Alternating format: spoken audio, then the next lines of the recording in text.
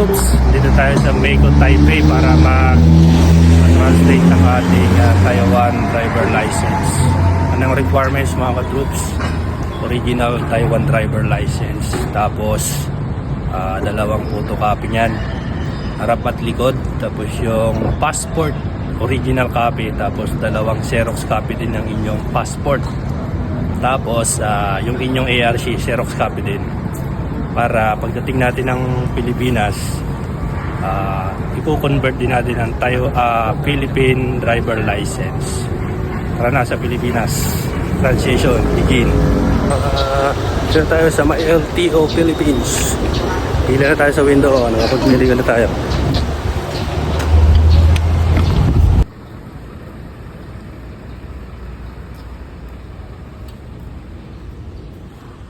Okay. Kapag pa-medical na tayo. Window 1. Window 1. Okay, fill up na tayo ng form. Pagpila natin ng window 1. Bibigyan tayo ng application form. Pipila pa natin. Yan.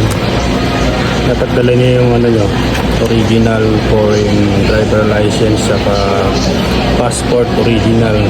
Papaserox nyo rin yun. Tapos pagdating nyo doon sa may gate, bibigyan agad kayo ng instruction na for medical. Tapos punta kayo dito sa window 1, pilapan nyo itong form. Tapos yung i-travel nyo, ipapaprint nyo din mga ka-troops para dito din, i-attach din dito.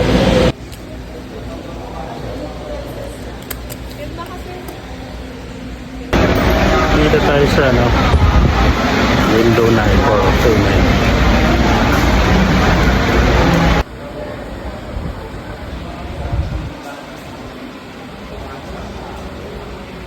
Wala pang 2 oras, nakuha ko na yung driver license ko. Nakabilis mga ka-troops, yung gustong pa-convert ng foreign license to Philippine license ay hindi pwede sa may iba't ibang branch lang ng LTO. Pupunta kayo sa pinakang main branch sa Quezon City, sa may Cubao. Tapos dalhin nyo lang yung yung conversation nung foreign license nyo. Pagdating nyo doon sa my gate, tanong lang kayo doon sa gwardiya, i-assist kayo nung tauhan doon, tuturo sa inyo yung pag may medicalan nyo. Medical muna, tapos nyo ng medical, nasa 500 lang yung medical mga kapatid. Pagkatapos nyo, pila na agad kayo doon sa window 1 para i-verify yung mga dokumento. Dali nyo lang yung original passport nyo, saka yung i-travel pass, screenshot nyo lang, tapos ipaprint nyo. Tapos yung original din na foreign driver license nyo. Tapos yung pa-xerox na rin yun, tag-isa. Tapos pagkatapos ma-verify nun, may pipilapan lang kayong form doon. Tapos papapilahin kayo doon sa cashier para magbayad. Sa 785 lang yung babayaran nyo. Pagkatapos yung bayaran doon ay pila lang kayo doon sa may, pagkatapos yung bayaran, pagpipilahin kayo doon sa window 5 para sa biometric at picture taking. Pagkatapos ng picture taking, releasing na yun. Yan, ganun lang kasimple mga katros. Basta dalhin nyo lahat yung mga dokumento nyo, passport saka yung foreign driver license.